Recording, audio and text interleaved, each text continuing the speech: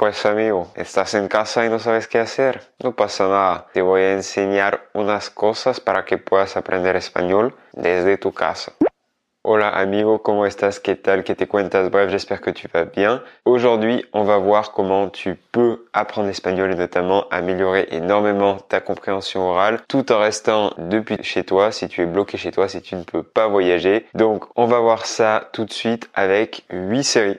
8 series que puedes ver en Netflix.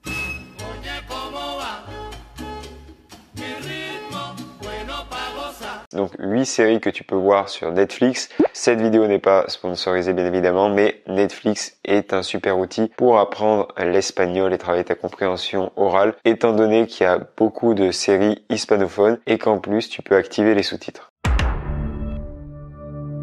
Si tu te poses la question sur comment voir ces films hispanophones, les voir avec, sans sous-titres, sous-titres français, espagnol, ma recommandation c'est de les regarder en VOST, c'est-à-dire voix originale, donc en espagnol, sous-titré en espagnol. Et une dernière chose avant de voir ces 8 séries, tu vas d'abord voir 3 séries en espagnol d'Espagne, 3 séries originaires d'Espagne qu'on va voir ensemble. Les 3 suivantes, ça va être des séries mexicaines, des séries du Mexique, et les 2 dernières, ça va être un petit peu mélangé. Donc voilà, je les ai classées, 3 séries d'Espagne, 3 séries mexicaines et 2 autres séries, toujours en espagnol bien sûr.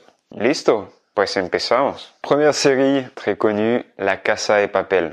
Le genre de celle-ci, ça va être plutôt action, thriller, policier. Et pour résumer très rapidement, 8 voleurs vont faire une prise d'otage dans la Maison Royale de la Monnaie en Espagne. Et ils vont en profiter pour imprimer leur propre billet afin de devenir riches. ¿Qué vamos a robar? La Fábrica Nacional de Moneda y Timbre. Et les plus, c'est déjà une réalisation excellente, un rythme effréné, on s'ennuie pas, et aussi beaucoup de vocabulaire très familier, de langage très familier, de l'espagnol très cru. Mais moi j'ai trouvé ça super de retrouver toutes les expressions typiques d'Espagne. Donc Casa de Papel, grand classique, si tu l'as pas encore vu, fonce. Série numéro 2, Las Chicas del Cable, les filles du téléphone en français. El nuevo rascacielos de la única compañía de telefonía del país. Miles de trabajadores, ejecutivos, telefonistas y una caja fuerte llena de dinero que robar. Venga, vamos a brindar. Y por las nuevas chicas del cable. Sí. Chin chin.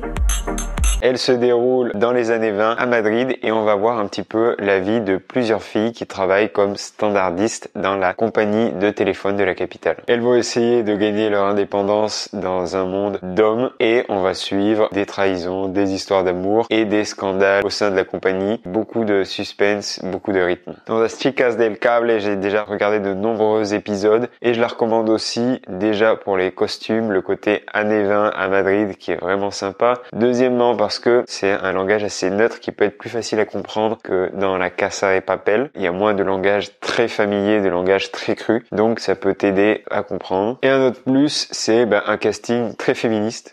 Donc beaucoup de femmes, on suit les aventures de 4 femmes, ce qui est un peu plus rare et qui change un peu. À recommander donc pour les amateurs de séries un peu historiques, ce côté image d'antan, vraiment sympa à voir. Ahora pasemos a la tercera serie, es la serie Élite. Samuel, tengo que hacerte unas preguntas. Élite, élite en français, c'est l'histoire de l'arrivée de 3 enfants issus de la classe ouvrière dans une des écoles les plus huppées, les plus reconnues d'Espagne. Malgré la condition de ces 3 enfants, ils réussissent à accéder à l'éducation donc dans une des écoles les plus réputées du pays. Et on va voir que tout ne va pas se passer comme prévu, tout ne va pas se passer normalement, puisqu'il va y avoir des meurtres et beaucoup d'histoires. Le genre de Élite, ça va être policier, thriller, drame. C'est pas une série qui est forcément ultra marrante, c'est quelque chose d'assez noir, mais il y a beaucoup de rythme, on est vraiment attaché par les personnages, ça bouge beaucoup et il y a du suspense jusqu'à la fin de chaque saison. Donc moi je la recommande vivement, j'ai suivi les 2 premières saisons et je suis en train de regarder la 3e. Les plus, c'est encore de pouvoir voir un peu l'argot, le langage familier de l'espagnol d'Espagne, mais encore plus sur cette série sur Élite, puisqu'ici c'est des jeunes qui vont parler, c'est des gens, beaucoup de gens qui ont entre 15 et 25 ans, ce qui va donner des dialogues assez crus avec pas mal d'insultes. Donc il faut pas craindre d'être choqué si on veut regarder cette série. ¿Qué pasa aquí? Pues nada, que el otro día nos enrollamos aquí un poco. Pero no tuvo importancia. ¿Qué os enrollasteis? ¿Vosotros os enrollasteis? Cuando yo estaba aquí borracho en mi puta cama, tío. Que sí, se nos fue la olla un segundo, no pasa nada, somos amigos y ya está. Una paja entre colegas. Una paja entre colegas. Soy aquí preocupado y vosotros riéndos de mí en mi cara. ¿Pero no hay otros tíos a los que follaros o qué, tío? Guzmán. Et en bonus dans Élité, le retour de deux acteurs de la série La Casa de Papel. Je te laisserai les découvrir par toi-même. Bueno, tío, hemos visto 3 series de España, 3 series donde los actores hablan el español de España. Y ahora mismo vamos a ver 3 series mexicanas. Donc, numéro 4, et on passe cette fois-ci à 3 séries du Mexique après avoir eu 3 séries d'Espagne. Comme ça, tu vas pouvoir choisir un petit peu quel accent tu préfères écouter. Ça va être La Casa de las Flores, la maison des fleurs en français.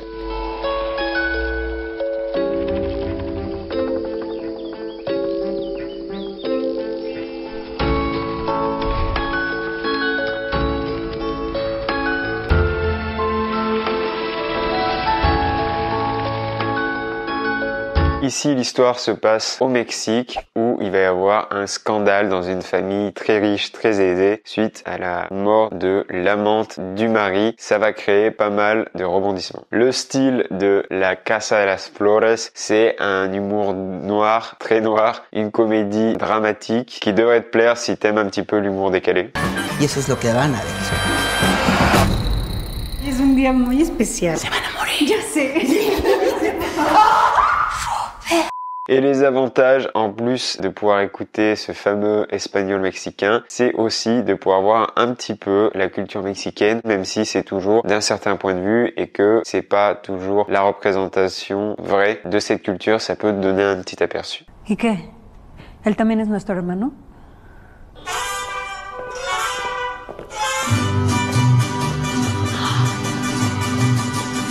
Olvidé cancelar el mariachi. La quinta serie es Club de Cuervos. Le Club des Corbeaux. Le Club des Corbeaux, c'est encore une série de genre tragicomique, comédie dramatique. L'histoire, en résumé, c'est un père fortuné qui meurt et qui lègue à son fils et à sa fille un club de foot. Et ces 2 enfants vont se battre pour obtenir la présidence du club et pour diriger l'équipe de football. ¡Adiós! O sea, ¿por qué no puedo yo ser el presidente? Oye, también eres dueña, confórmate con eso. No, tú no sabes nada de este equipo. Tengo un diplomado en dirección deportiva en el Instituto Johan Cruyff. Ningún pendejo. Mi vida, estuviste ahí 6 semanas. Ya votamos. ¡No! Les plus de la série, malgré un budget un petit peu plus petit, ce qui peut se ressentir, c'est aussi le côté très décalé, le côté original aussi de l'histoire, qui est assez unique, donc c'est toujours intéressant par rapport à d'autres séries. Et je te recommande, comme d'habitude, de regarder un épisode et de voir si ça te plaît ou non. A ver si te gusta o no. A la chingada, ya no puedo más. Estoy hasta la madre, esto no está funcionando, me están haciendo ver como un pendejo. Nos regresamos para mi casa. Ahora pasemos a la sexta serie, una serie mexicana también, Ingobernable. Ingobernable en français. Ingobernable, c'est un drame politique. Pour résumer l'histoire, la femme du président mexicain en place va être victime d'un complot et va s'en suivre une série de péripéties qui vont l'amener à devoir esquiver les scandales et s'en sortir malgré la pression qu'elle va subir. Ingobernable est pas mal aussi, malgré quelques petites incohérences, et certains disent que c'est le House of Cards espagnol. Pour ceux qui connaissaient House of Cards, qui est aussi une série américaine très connue sur la politique, ça peut être un petit peu l'équivalent, même si on est sur des budgets un peu plus réduits.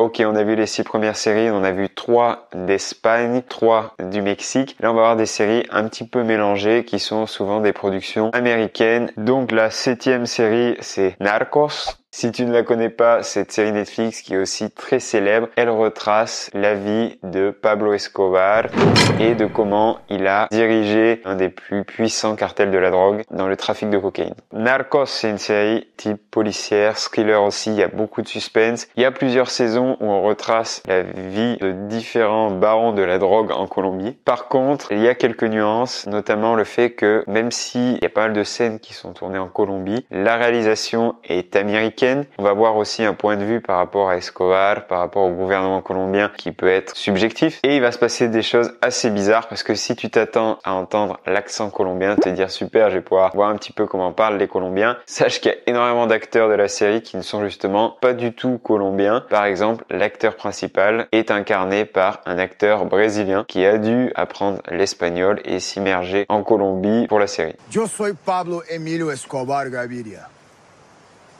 Mis ojos están en todos lados, o sea, ustedes no pueden hacer una puta sola mierda en el departamento de Antioquia sin que yo me entere. Sí, señores, no pueden mover un dedo.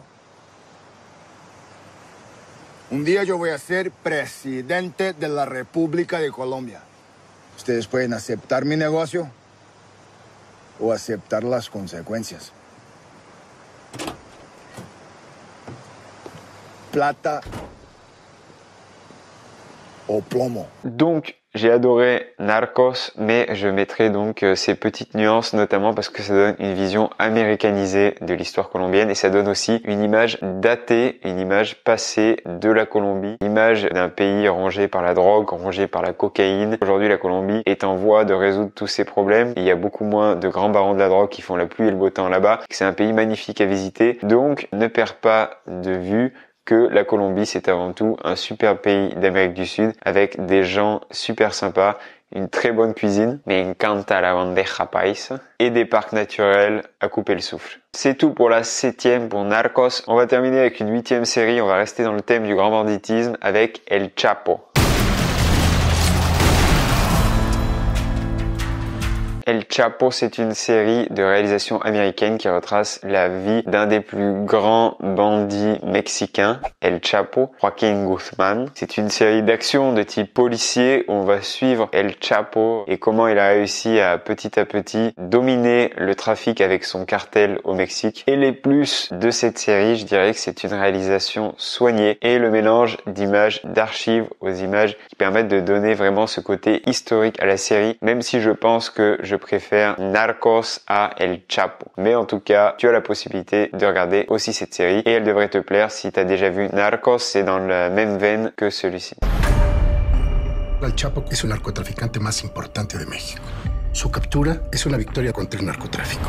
Y bueno, esto por las series de Netflix que tienes que ver para mejorar tu compréhension orale. Pero espera, tío. Voilà pour les 8 séries, mais attention, je voulais te prévenir, si tu regardes des séries en espagnol, même si tu en regardes une centaine, 200, c'est pas ça qui va te rendre bilingue, qui va te faire parler couramment espagnol. Les séries, une très bonne chose, notamment pour apprendre un petit peu plus de vocabulaire, du langage courant, pour aussi améliorer ta compréhension orale, mais ce n'est pas suffisant. C'est plutôt un bon complément à ton apprentissage. Si d'ailleurs tu veux apprendre vraiment l'espagnol, parler couramment, arriver à parler avec fluidité, moi je t'invite à suivre une petite formation que j'ai préparée pour toi. Ça s'appelle l'espagnol tranquille depuis chez soi, qui va te permettre d'apprendre l'espagnol chez toi tranquillement. Dans cette formation, je te partage le plan précis et tous les outils qui m'ont permis d'atteindre le niveau C1 puis le niveau C2, diplômé du DELE de l'Institut Cervantes, un des diplômes d'espagnol officiels les plus reconnus. Donc je te partage tout ce qui m'a aidé à atteindre ce niveau. C'est sur 5 jours, tu vas recevoir une vidéo par jour. Donc 5 jours, 5 vidéos pour que tu puisses vraiment progresser en espagnol et notamment si tu peux pas voyager, si tu es bloqué depuis chez toi. Pour suivre ce programme qui est entièrement gratuit, je t'invite à cliquer, tu trouveras le lien dans la description. Y bueno, espero que vayas a ver una de las series que hemos visto hoy. J'espère que tu vas voir au moins une des séries qu'on a vues aujourd'hui. Et n'hésite pas à me mettre ta série espagnole préférée dans les commentaires, à faire des suggestions de séries pour les autres. C'est toujours intéressant que tu partages ton point de vue. Hasta luego y pura vida, amigos. Ahora pasemos a la sexta serie. Y... Qu'est-ce que... Mais bébé, je suis en train de tourner là. C'est bon? Ingobernable. Et il va s'en suivre toute une série de péripéties.